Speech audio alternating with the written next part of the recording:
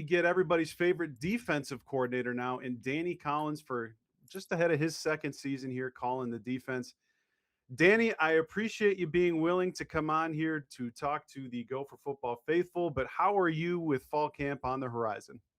Oh, first off, thanks for having me. Always great to promote our program, especially our defense. And it's been an awesome road from January on through to right now in July and getting ready for fall camp. And it's the best part of the year. Here we go.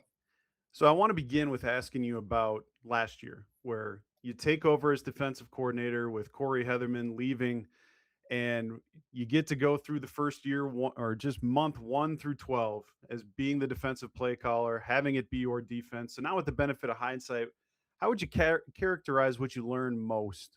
I would say from last year's experience. Yeah, I think last year, there were positives, right, that you need to learn from and continue to grow, and then there's negatives that you need to grow. And at the end of the day, right, like any job you're in, you're constantly preparing, right, for that next opportunity, right? But you really don't know exactly what's going to happen until you're really in the chair. And you can prepare as well as you can, but then there's going to be certain things that happen to you that you may not have thought about because you were never in those shoes before. So those are the things that you really need to learn from. And sometimes it needs to be a scar, sometimes it needs to be something that you have success in. Either way, you have to grow from your experiences because at the end of the day, it is experience, right? And Mhm. I'm kind of looking at it this year, just like when we had our first baby and we had Rocky.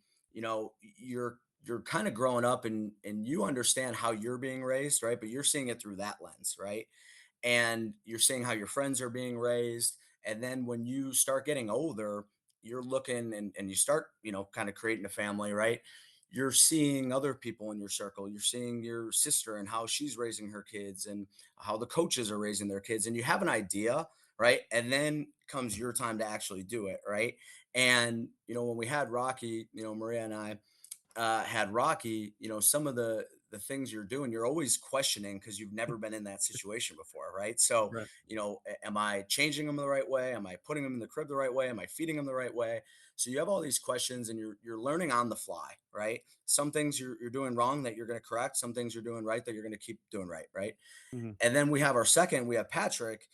It's funny because all those questions that I had with Rocky are now, I'm certain on what I should be doing with Patrick, right? And that's kind of how I'm looking at it this year of I went through year one with maybe I didn't have all the answers. And I'm not saying I will always have all the right answers, but I'm into year two now where I'm certain on what's coming and the job ahead.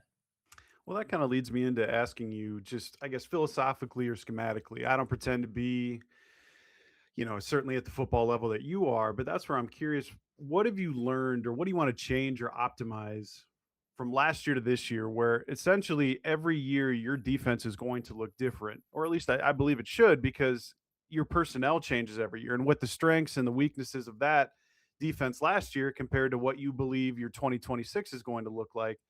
Is that something I should even think about that way, or how do you view it?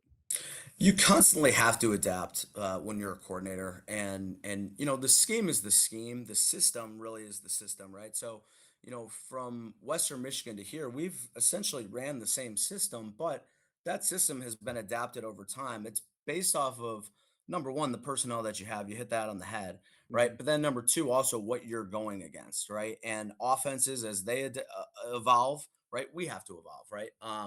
But I think, after the year, you kind of, when you take a step back, I kind of broke it down into an organization standpoint. What do we need to get better at in terms of the plan, right? And that's all through January to right now, right? Then it's, schematic, which, hey, in these calls, are we doing the right thing and do we have the right tools? Right. That goes into the personnel aspect of it of are we putting the guys in the right spots? Right. Then there's a situational aspect of it where, hey, maybe, I learned some things last year situationally of how I can be better on, they get a fourth and one and all right, here comes the shot, right? And I can be better that way because now I've felt it, I've experienced it, right? And then you have the personal aspect of it of the not allowing outside noise and things like that to get in, and just focus on what you're doing, and trusting that, and trusting your gut. So kind of break it down into those four things, and then create the best plan. But at that same point, like, we've done a lot of things in terms of the organization that's different from last year. Because if I do the same thing, I'm going to get the same results, right? So Right. we've really adapted that, focused on certain things in terms of concepts rather than just calls, and that's going to allow guys to play a lot faster. Now, I've listened to your head ball coach talk all offseason about how you have 50 newcomers. It's 31 high school guys, 19 transfers. Now, specifically within the transfers on your side of the ball, there's two that you guys I really want to discuss at least. And I think they're Aiden West, the Michigan State transfer who played for your former boss, Joe Rossi, at Michigan State last year. And then TJ Bush, who you guys got a firsthand look at when you guys played at Cal Berkeley. So I want to ask you this. Why were they two guys from the portal that you guys aggressively pursued? And then what have you seen from them, those two specifically, since they've been on campus since January? Yeah, number one, I mean, when you're looking into the portal, you're obviously looking for a position that produces, Hmm. and both of those guys have great production.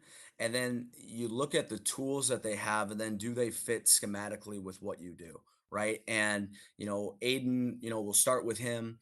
He's a guy that played as a freshman, which is really hard to do, especially in the Big Ten, right? He has a unique skill set. We knew about him prior to, because we recruited him kind of right at the end there. So Right. we Yeah, were I able to remember kind that. of Hmm. kind of, get his personality too, because at the end of the day, right, like, the guys that work here, it's all about fit, right? And you guys know that from Coach Fleck, but like, that's true in terms of, like, it's the right fit here. So already understanding who he was as a person, how he ticked, his work ethic, right? Then seeing his production on the field. He was in a very similar system, right? So you knew that that was going to translate. And then he gets here, and he's a guy that, I mean, he's a true, he practices and plays like a pro. I mean, the guy's in here. We had a summer run last week, Hmm. and he's in here 45 minutes before the run working on his body, right? And like, that's a guy that understands, and he's young, right? And that's a Right. guy that understands that at that age. You can take him and plug him into our program, and it's guys like that that do very, very extraordinary things here. And then that elevates the room too, with guys like Mike Gerald and Naeem and John, and just seeing all those guys raise their level, because you bring someone like that in, it's great for the overall football team. With TJ, we got to play TJ, so we had a little bit of understanding and knowledge of him from the other side of the ball. But I remember when I first saw him go in the portal, I'm like, that guy is a disruptor, right? And what we do with our style of defense and how we attack people, like, that's how he plays. And the cool thing with him is, like, he may not be the biggest guy or the strongest or longest or fastest, but that guy plays with extreme how, and he is a disruptor, right? And you just think about him off the edge in our defense, and it's a no brainer when that guy goes in. It's like, all right, we can create so much value here on not only first and second down, but third down as well. And putting all those pass rushers on the field at the same time, like, it's going to be really fun for us to do that. Now, I would argue the most gifted, talented, I don't know however you want to put it, and you can correct me if you think I'm wrong here, is Anthony Smith. And I just spent time with him at Big Ten Media Days. He was voted by us Media Jackals as the preseason Big Ten Player of the Year. You've seen him get unanimous All American selections this offseason. And I would argue, and I said this to him, that he is a player that has some of the loftiest expectations heading into a season that I've covered now in my sixth. This will be my 16th year covering this program. And with that is pressure, with that is expectations. And so, how do you believe he's handling it here this offseason when you got the great news in December that he's coming back? That's great. But guess what? Everybody's going to know who number zero is because if he doesn't even have to duplicate what he does last fall statistically. He's got a great chance to become the all time leader at this institution in sacks and tackles for loss. But the question remains, there's a lot of pressure and expectations on him. So, how have you seen him handle that every day behind the scenes? Yeah, number one, I mean, he's just such a special person, right? Mhm. And you see that when you get to interview him. And I mean, again, he's leading our team in community service. He's doing all those things, and then to be able to come back and to practice the way he practices and lift the way he lifts and prepare the way he prepares. I mean that's how it's supposed to look. And we've seen it in our time, and you've been covering Minnesota for a long time. There's been guys here that have been projected to be the first taken in their position in the draft, and they've done it, like Tyler Nubin. Right. And there's been guys that have projected to be, in the top of their position, and they're not drafted at all, right? So the pressure and the expectation on that stuff, like at the end of the day, pressure is controlled, right? So we want that and we want that pressure. And I know Anthony wants that, but he's not allowing that to get into his play at all. Like he's focused on being the best version of him every single day. And I know that's like cliche to say, but that's real. And when you watch him practice and you watch him play, that's what you see. You see a guy that is obsessed with his process. And I love that because at the end of the day, like that stuff's all great, the preseason, awards and all that stuff. But we're focused like at the end of the day, we're focused on the process. And when you focus on the process, then you're going to get the postseason awards, right? Preseason awards, no offense, don't really mean anything, right? We're going to focus on the process, and then the postseason is where you get those things once your process is really clean. And that's what his is right now. And the way he comes to work every day, the way he's connecting the team and the defense, it's been really fun to see because you could see that go either way in college football when guys decide to come back and oh, they're gonna take it easy. Like he's not taking it easy. Like this guy, he truly wants to be a first pick in the draft, not even just a first rounder. So to have a guy like that with that mentality, that sets the tone for our defense. Now, a spot that I might have the most questions on the entire team, and I think definitely on your side of the ball, is defensive tackle. That's what's going to happen when you graduate four guys. You had an NFL draft pick and Devin Eastern there. But I look at all the bodies in that room, and no one has played, I believe, more than 85 Big Ten snaps. Now, you've tried to mitigate that by taking three transfers. I know you have some young guys that you're excited to get a look at too as we get into fall camp here. But who are the names and what are your expectations for a group that is just so green in terms of Big Ten experience? Yeah, that I would say, that position, it's not really a position of concern, it's a position of opportunity. That's the way I see it, right? See, And that's a defensive coordinator speech right there, if I've ever heard one. Yeah. yeah, and I mean the same thing you can say for 2024, right? Is a lot of people, on the outside said that going into that year, it was like ranking the defense. The safeties weren't even, I don't even know if they were on the page, right? Because it was like, what are they going to do at safety? And you look at that 24 year and you're like, all right, the safeties might have been the best position on that defense that year, right? So it's not necessarily that there's a lack of snaps, it's just there's a lack of opportunity or there's a lack of experience which creates that opportunity, right? And I'm really excited for the guys that are one had great spring balls, right? You have a guy like Riley Sunrum who's been in the program, who was recruited as a high school guy, developed within our program, bigger, stronger, guy that understands the system. You have him that's super reliable. You have a guy you brought in with Crowder, and you have Chapman, and you have Sid Kaba. Those guys that have played football other places that are now coming into our system, that have gotten spring ball in terms of not just reps but the knowledge part as well, right? You have a guy like Theo, Mhm. who we're really high on Theo, and he's been practicing his butt off and running his butt off, and I'm excited when those pads come on to see. But we have a collection of guys that we feel the opportunity is there for them, and to go get that opportunity, and however it shakes out. But training camps meant for you to put the ball down and play and show how we play defense here. And we have other answers. Well, you could always put Anthony inside too, and he has no problem doing that, because he can shoot. You get him on a guard, you get him on a center, like I mean that again, that changes things for the offense, right? So Mhm. you certainly have answers, and we're excited for the opportunity ahead for those guys. Now the other spot I've spent a lot of time talking about here this offseason is the spot that's being vacated by Devin Williams. And seemingly you've talked about it, PJ's talked about it. I think two guys kind of come to the forefront there in Emmanuel Carmo and Matt Kingsbury. And the way I've discussed it, and I want to see how wrong you think I am, because I know that us in the media always get this wrong, which you can always feel free to take shots. Trust me, I get it. Where I compare it I don't know if you're a huge baseball guy, to platooning, what they do in today's game, where if it's a left-handed pitcher, we got to have the right-handed guy in the batter's box, vice versa.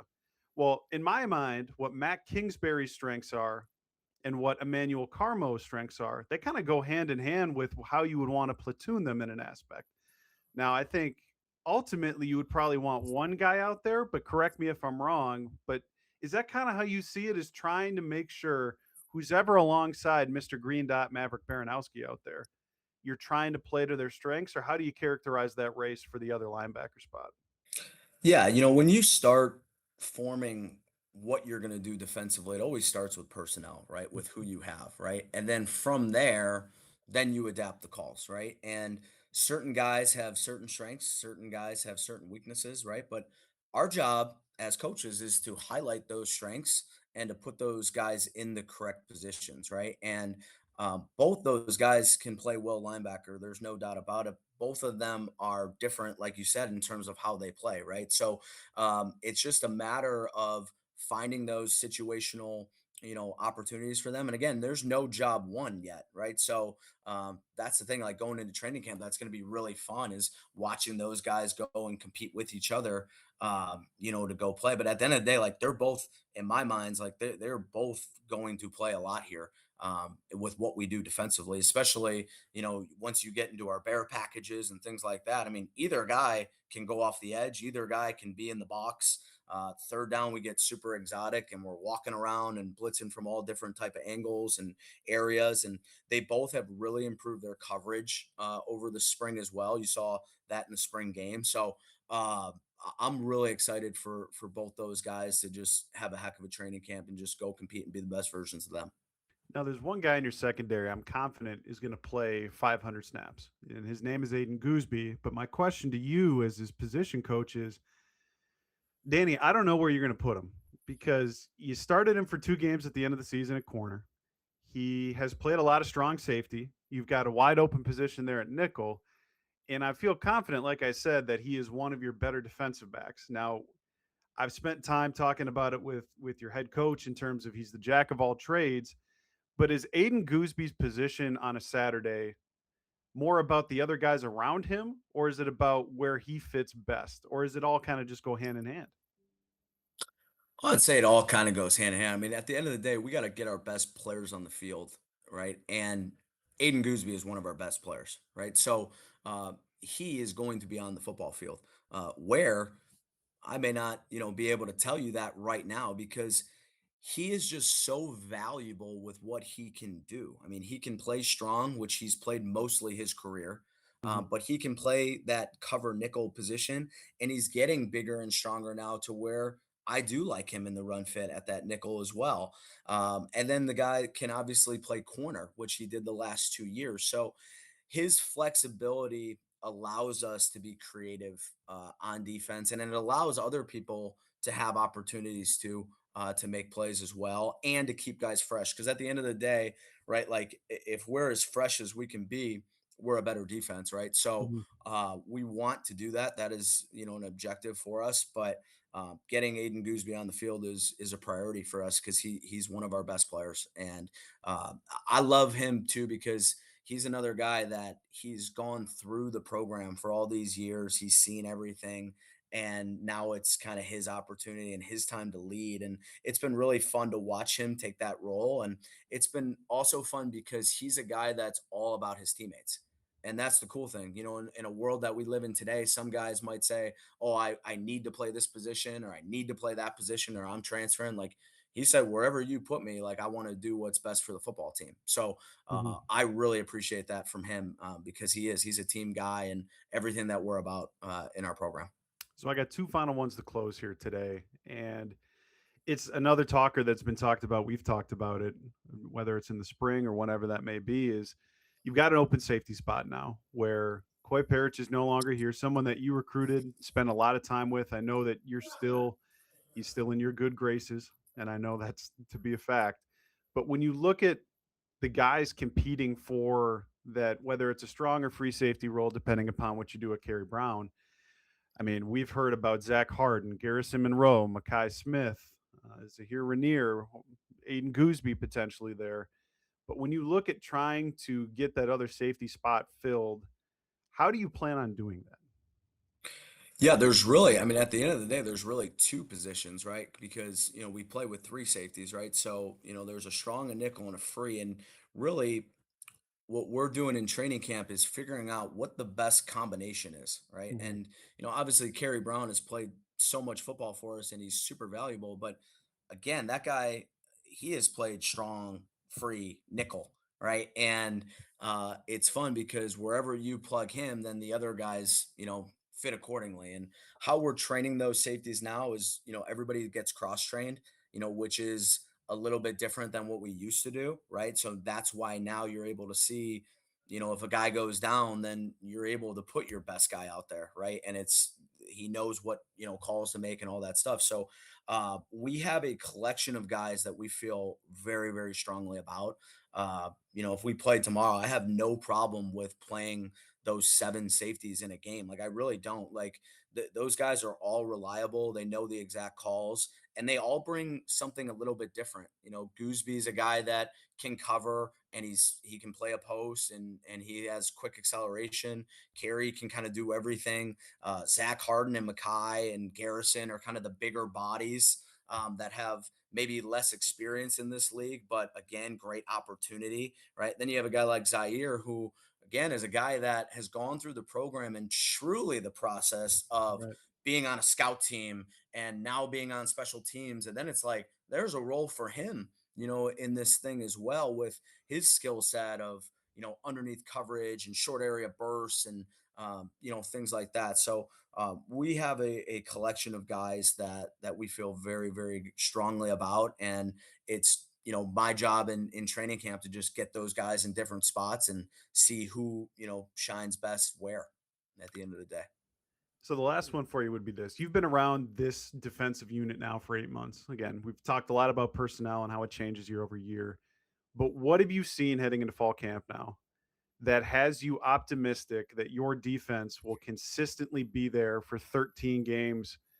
What is different about potentially this year's unit, personnel wise, personality wise, you just growing in your second year as defensive coordinator, that you think this unit, which I think is a chance to be pretty special, will consistently be there for fans to watch on Saturdays? Number one, I think it's the player leadership. The player leadership is ultimately right, and Coach Fleck says it, but elite teams players lead, right? Good teams coaches lead. Uh, this is a player led team and a player led defense. And when you have a guy like Maverick come into the D staff room and it's me and him, and he's going through his expectations of what he wants for this defense, you have a really special thing going, right? And to be able to see the leadership of Maverick and Anthony and John Nestor, the focus is just the feel is different right now going into this year two of this defense, right? With just the leadership and the focus right now to go out and again, it's the process, right? So we're not focused on the exact end goal, but we know where we want to go, but we also understand the process of how we get there. And that tone is going to be set on Sunday when they walk in the building. But again, it's really been set by those players, and they've had a tremendous summer working out. They're connected. I mean, it is a really, really fun defense to coach. And again, it goes back to that leadership. But I'm excited because you have leadership at every level on the D line, the linebackers, and the DBs. And now it's time to go out there and execute and play. But you also hit it consistency. That's going to be the word that we focus on because we need to be consistent. There were times where we had great elite defense, right? And then there's times where Mhm. we didn't, right? And that can't happen, right? It needs to be a consistent from game one to the last game we play. It needs to be consistent, and that's going to be our focus. Well, I know you're a busy man. Fall camp's around the corner. I appreciate you taking some time out of your schedule to talk to us, and best of luck this fall. Thanks, Ryan. Appreciate it.